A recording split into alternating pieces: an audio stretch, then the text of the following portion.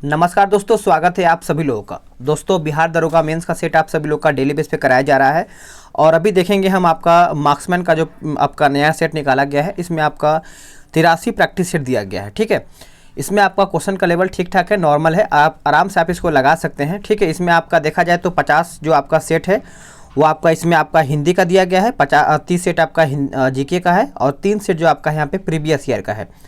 अगर आप सभी लोग 83 सेट का एक ही बार में पीडीएफ डाउनलोड करना चाहते हैं तो पूरा बुक का पीडीएफ जो है आपको लिंक जो है डिस्क्रिप्शन में मिल जाएगा। वहाँ से आप डिटेल के साथ आराम से डाउनलोड करके एक दिन में 2 से 4 सेट आप लगा के इसको जल्दी ही ख़त्म कर सकते हैं। ये आपके ऊपर है। तो चलिए, आज का पहला प्रश्न क्या है। आराम से आपको 2 से 3 सेकंड का टाइम मिलेगा, आराम से आप आंसर करिएगा। पहला प्रश्न है कि मयूर सिंहासन पर बैठने वाला अंतिम मुगल सम्राट कौन था।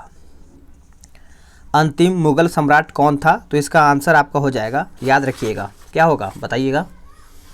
हो जाएगा आपका मोहम्मद शाह। मोहम्मद शाह इसका सही आंसर हो जाएगा। नेक्स्ट क्वेश्चन है क्वेश्चन नंबर 2। बोला गया है कि बुद्ध के उपदेश किससे संबंधित है। जो आपका बुद्ध का उपदेश है वो आपका किससे संबंधित है, याद रखिएगा।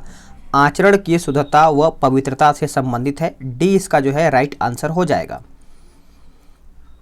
नेक्स्ट क्वेश्चन है कि जिसके ग्रंथ में चंद्रगुप्त मौर्य का विशिष्ट रूप से वर्णन हुआ है वह कौन है। तो आपका हो जाएगा आंसर, याद रखिएगा, विशाखा दत्त। विशाखा दत्त हो जाएगा, सी सही आंसर हो जाएगा। नेक्स्ट क्वेश्चन है क्वेश्चन नंबर 4। गुर्जर प्रतिहार शासकों में से किसकी उपाधि आदि वराह थी। आदि वराह थी, बताइएगा। याद रखिएगा, मिहिर भोज। मिहिर भोज इसका राइट आंसर हो जाएगा, सी राइट हो जाएगा। देखिए, इतना आपके पास टाइम नहीं बचा है कि आप ज़्यादा से ज़्यादा लंबा वीडियो देखिए, कोई मतलब नहीं है। आपके पास अभी क्या है कि जितना आप रिवीजन करेंगे, सेट लगाएंगे, उतना आपका जो कन्फ्यूजन है वो दूर होता चला जाएगा। क्योंकि रिवीजन करेंगे तो आप क्वेश्चन भी देखेंगे कि हाँ, इस प्रकार से ऐसा प्रश्न बन सकता है। ठीक है, ऋग्वेद की मूल लिपि क्या थी। ऋग्वेद की जो मूल लिपि थी, याद रखिएगा, ये आपका हो जाएगा ब्राह्मणी, यानी ऑप्शन जो ब्राह्मी हो जाएगा। आंसर आपका डी सही हो जाएगा। अब आते हैं क्वेश्चन नंबर 6 पे। बोला गया कि अष्टांग मार्ग की संकल्पना अंग है किसका। अष्टांग मार्ग की जो संकल्पना अंग है ये आपका किसका है, याद रखिएगा। धर्म चक्र परिवर्तन सूक्त की विषय वस्तु का है, यानी जो ऑप्शन है आपका डी सही हो जाएगा।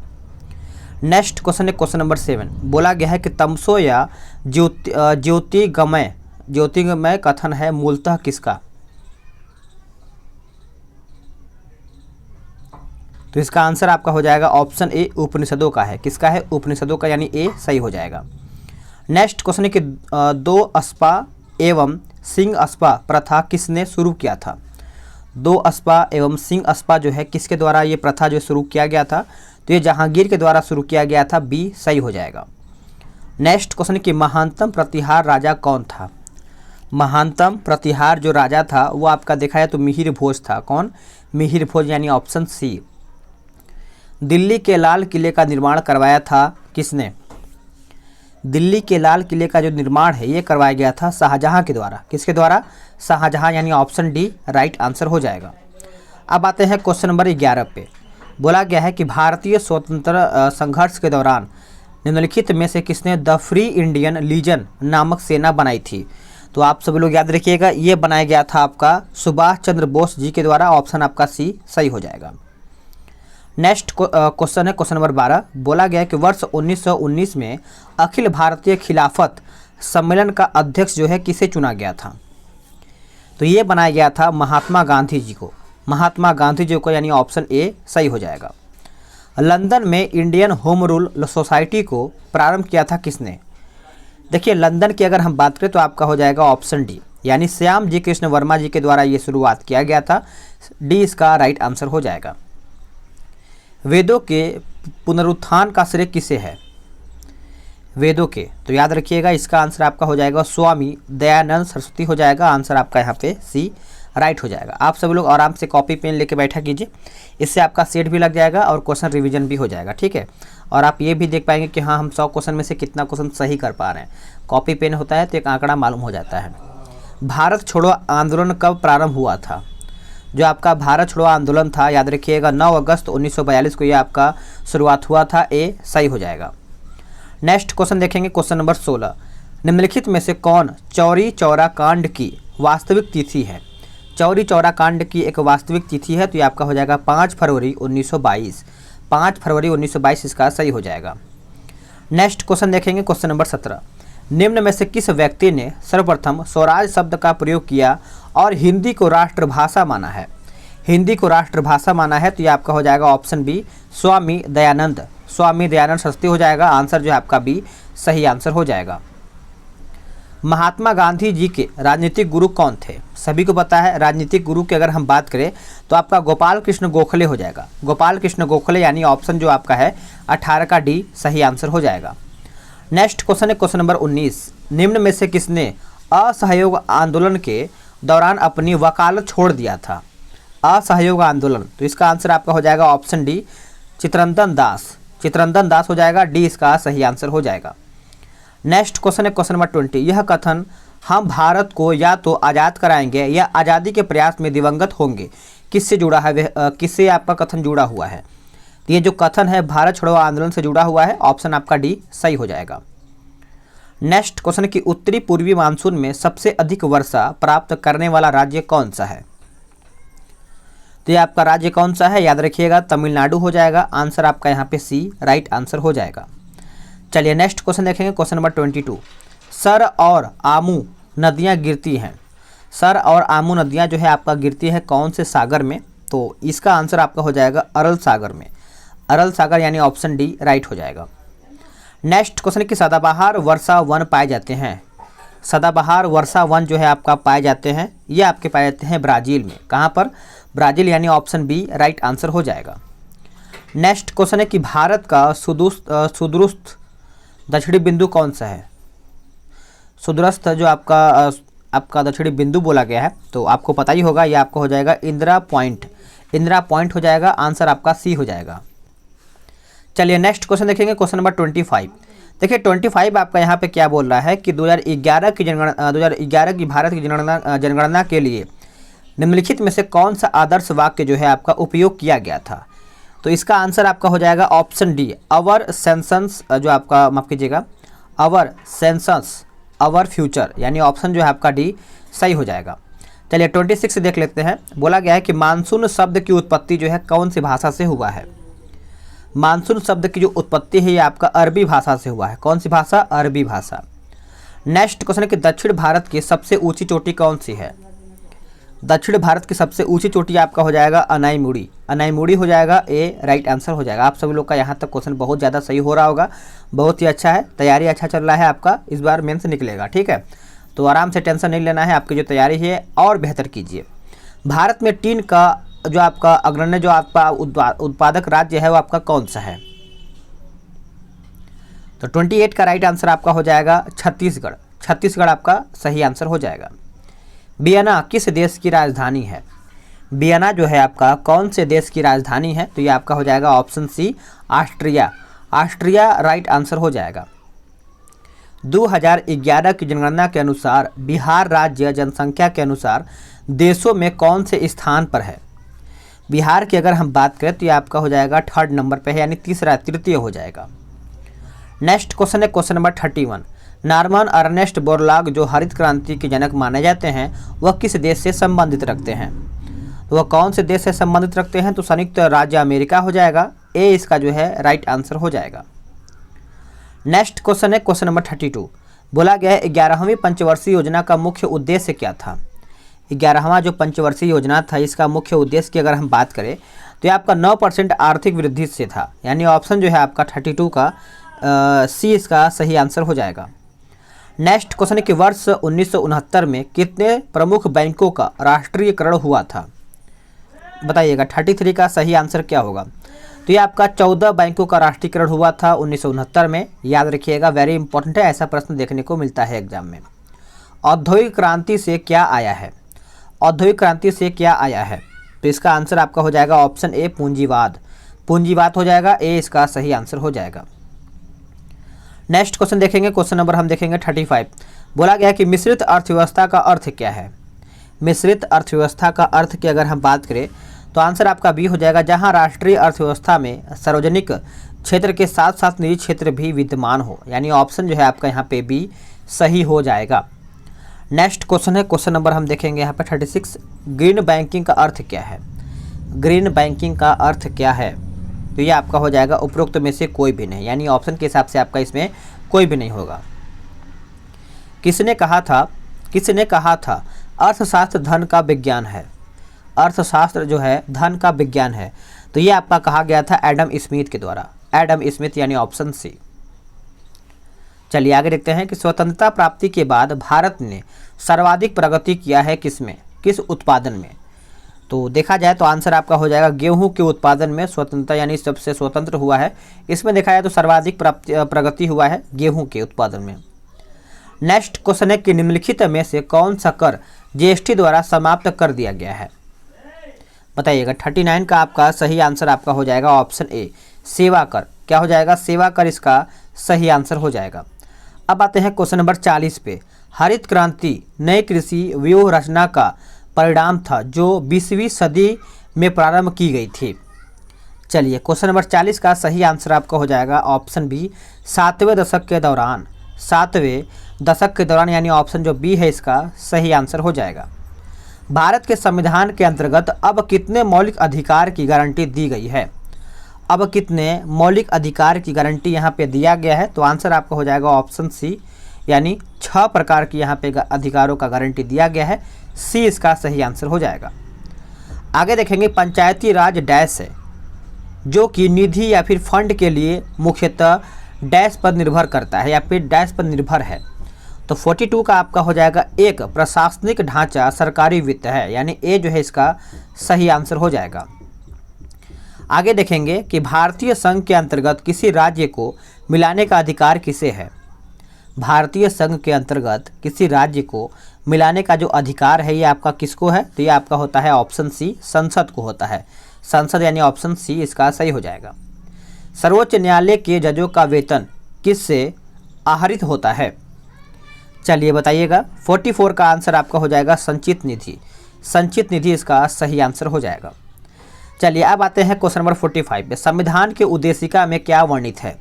संविधान के उद्देशिका में देखा जाए तो आपका समाजवादी है, पंथ निरपेक्ष है, लोकतंत्रात्मक गणराज्य है। तो इस प्रकार से आपका 45 की अगर हम बात करें तो आंसर जो है आपका यहाँ पे बी राइट हो जाएगा।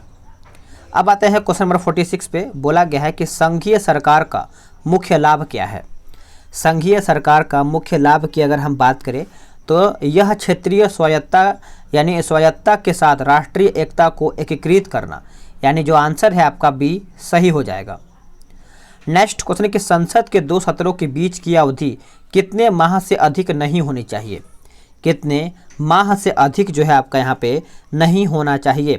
तो ये आपका हो जाएगा 6 महीना से अधिक नहीं होना चाहिए। डी इसका आंसर हो जाएगा। अब आते हैं क्वेश्चन नंबर 48 पे। बोला गया कि भारत का संविधान जो है एकल नागरिकता प्रदान करता है। एकल नागरिकता जो है प्रदान करता है भारत का संविधान। नेक्स्ट क्वेश्चन की पंचायती राज की त्रिस्तरीय प्रणाली में आते हैं। पंचायती राज की जो आपका त्रिस्तरीय प्रणाली में आते हैं कौन? तो ये आपका आता है ग्राम पंचायत, क्षेत्र पंचायत और समिति जिला परिषद, यानी ऑप्शन जो है आपका डी है ये आपका सही हो जाएगा। अगला है कि वह विषय जिन पर केंद्र व राज्य सरकारें दोनों कानून नहीं सकती है या फिर नहीं बना सकती है उल्लेखित है किसमें? यह आपका कौन से सूची में उल्लेखित है? तो ये आपका है समवर्ती सूची में। समवर्ती सूची यानी ऑप्शन देखा जाए तो 50 का जो है आपका सी यहाँ पे दिया गया है। चलिए नेक्स्ट क्वेश्चन देख लेते हैं। क्वेश्चन नंबर आपका हम देखेंगे यहाँ पे 51 नंबर। जब किसी बोतल में पानी भरा जाता है और उसे जमने दिया जाता है तो बोतल टूट जाती है, ऐसा क्यों? ऐसा किस लिए ये होता है? तो ये पानी जमने पर फैलता है, इसलिए यहाँ पे जो बोतल होता है या फिर जो आपका शीशे का बोतल होता है वो टूट जाता है। प्लास्टिक देखेंगे तो फैल जाता है। तो इसका आंसर आपका जो है ए सही हो जाएगा। नेक्स्ट क्वेश्चन है क्वेश्चन नंबर 52। अल्फा कण के 2 धन आवेश होते हैं, इसका द्रव्यमान लगभग बराबर होता है किसका? तो इसका जो द्रव्यमान लगभग बराबर होता है हीलियम के एक परमाणु के नाभिक के, यानी ऑप्शन जो है आपका यहाँ पे बी सही आंसर हो जाएगा। चलिए नेक्स्ट क्वेश्चन देख लेते हैं। अगला प्रश्न आपका यहाँ पे क्या बोल रहा है? Question number 53। निम्नलिखित में से किसने भारी पानी की खोज किया था? इनमें से भारी पानी की जो खोज है ये किसके द्वारा किया गया था? तो H.C. उरे HC उरे हो जाएगा, आंसर आपका बी हो जाएगा। एंजाइम मूलतः क्या है बताइएगा, एंजाइम जो है आपका मूलतः क्या है? तो आपका आंसर हो जाएगा ऑप्शन सी, प्रोटीन है। एंजाइम मूलतः देखा जाए तो प्रोटीन के अंतर्गत आता है। नेक्स्ट क्वेश्चन है कि लार निम्न में से किसके पाचन में सहयोग करती है? लार जो है आपका इनमें से पूछा गया है किसके पाचन में सहयोग करता है, तो 55 का सही आंसर आपका हो जाएगा स्टार्च हो जाएगा। क्या हो जाएगा? स्टार्च। आगे आते हैं, अगला प्रश्न देख लेते हैं इसका। देखिए बोला गया है कि साफ मेघरहित रातों की तुलना में मेघाच्छन्न रातें अपेक्षाकृत गर्म होती हैं, क्योंकि बादल की बात करें तो पृथ्वी से छोड़ी गई ऊष्मा को परावर्तित करते हैं, यानी ऑप्शन जो है आपका यहाँ पे बी सही हो जाएगा। नेक्स्ट क्वेश्चन के प्रकाश तरंगों के वायु से कांच में जाने पर जो चर प्रभावित होते हैं वे कौन से हैं बताइएगा?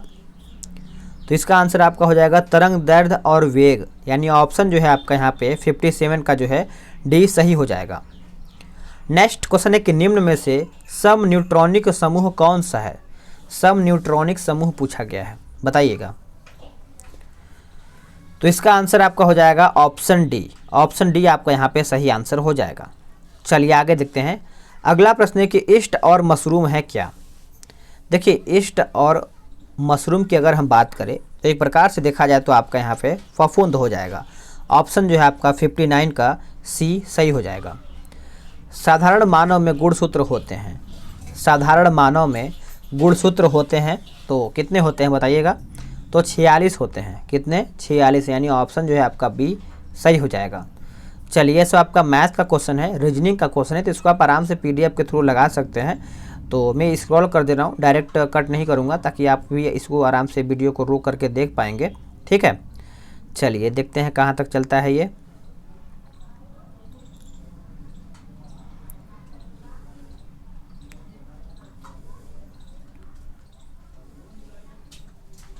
ये सब भी आपका देखा जाए तो एक कौन सा ये है, ये आपका रीजनिंग का ही है। चलिए अब यहाँ से 81 से देख लेते हैं। 81 आपका बोला है कि वियतनाम की मुद्रा पूछा गया है। वियतनाम की मुद्रा की अगर हम बात करें तो ये आपका हो जाएगा ऑप्शन सी, डांग हो जाएगा। क्या हो जाएगा? डांग इसका सही आंसर हो जाएगा। नेक्स्ट क्वेश्चन है कि भारत के किस प्रदेश की सीमाएं 3 देशों क्रमशः नेपाल, भूटान एवं चीन से मिलती है? तो इसका आंसर आपका हो जाएगा 82 का ऑप्शन डी, सिक्किम जो है इसका सही आंसर हो जाएगा। आप इसको अच्छे से नोट डाउन कर सकते हैं। चलिए नेक्स्ट क्वेश्चन देख लेते हैं। नेक्स्ट क्वेश्चन है कि भारत का सबसे छोटा केंद्र शासित क्षेत्र जो है आपका कौन सा है? केंद्र शासित प्रदेश या फिर केंद्र शासित क्षेत्र की अगर हम बात करें तो 83 का आपका हो जाएगा लक्षद्वीप। लक्षद्वीप जो है आपका यहाँ पे सही आंसर हो जाएगा। नेक्स्ट क्वेश्चन है कि तंबाकू निषेध दिवस कब मनाया जाता है? तंबाकू निषेध दिवस जो है आपका कब मनाया जाता है? तो इसका आंसर आपका हो जाएगा 31 मई को। कौन से तारीख को? 31 मई, यानी ऑप्शन जो है आपका यहाँ पे सी सही हो जाएगा। चलिए नेक्स्ट देखेंगे। इंडिया विंस फ्रीडम शीर्षक पुस्तक के लेखक कौन है? तो इसके लेखक कौन है बताइएगा? तो इसका आंसर आपका हो जाएगा मौलाना आज़ाद। मौलाना आज़ाद हो जाएगा। ऑप्शन जो है आपका बी सही हो जाएगा। नेक्स्ट क्वेश्चन है कि पुरस्कार और संबंधित क्षेत्रों की निम्नलिखित जोड़ियों में से कौन सी जोड़ी का मेल नहीं सही है?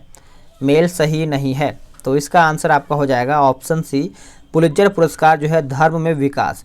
यह आपका गलत है। पुलित्जर जो पुरस्कार है ये आपका पत्रकारिता के क्षेत्र में दिया जाता है।